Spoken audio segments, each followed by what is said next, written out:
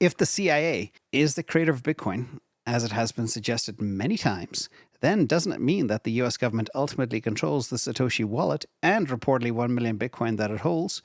1.04 million Bitcoin to be precise. If that is correct, then the US government already holds a Bitcoin strategic reserve. If this is the case, and then perhaps the US government is blindsiding the whole world by secretly stacking Bitcoin so that other nation states cannot copy them before it's too late for them. Super interesting question, Marge. And I know a lot of stuff floats around, but let me tell you my point of view. First of all, sad to say, the US government does not think ahead. Right now, we've got 2 people trapped up in space. They were supposed to be up there for a week or 2, and no less than a week, in fact.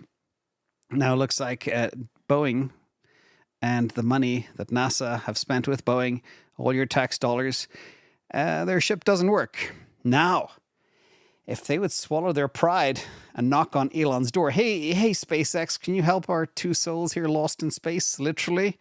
Yes, we can do that. But no, they won't. Same thing why they won't give internet to rural America or grift private charging development to other companies that simply can't pull it off. The US government does not make smart decisions. It is not a good allocator of capital. And in fact, for every $4 they spend, they generate $1 in GDP. We'll talk more about that later too. So let's see the reasons I have against the US government creating Bitcoin. First of all, there's a lot of ideological misalignment, especially going back 15 years. Bitcoin was created to provide a decentralized form of currency that operates outside the control of any authority, including governments. Therefore, it doesn't fit.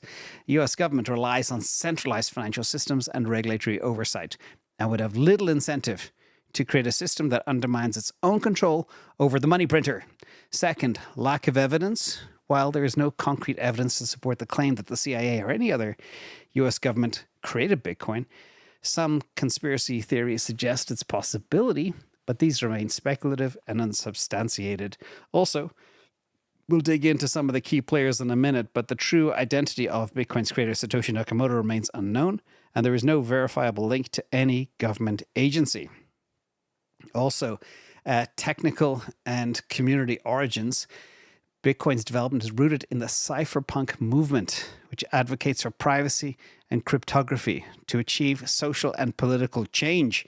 The government would not want to do that. They like control, operational transparency. The US government, if they had created it, they would likely have much more control over it, its development and direction, and they do not in any way, shape, or form. And regarding the Bitcoin holdings, yes, they do have some, but they are from seizures of criminal activities, not purchases or mining operations. But let's look a little bit into the roots first, because I think all the answer is really clearly here. Despite Satoshi Nakamoto, there are 3 key players that are well known. First of all, we got a little white spot on my shirt. I do. Beyond Satoshi, who is anonymous. Left, right, we have Hal Finney, may he rest in peace. Adam Back in the middle, legend. He created the core piece of technology that made Bitcoin happen.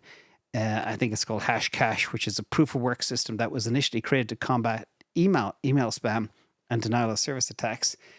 And I think that was built in originally in 1997 and formally described in a paper in 2002. And then Nick Szabo on the right.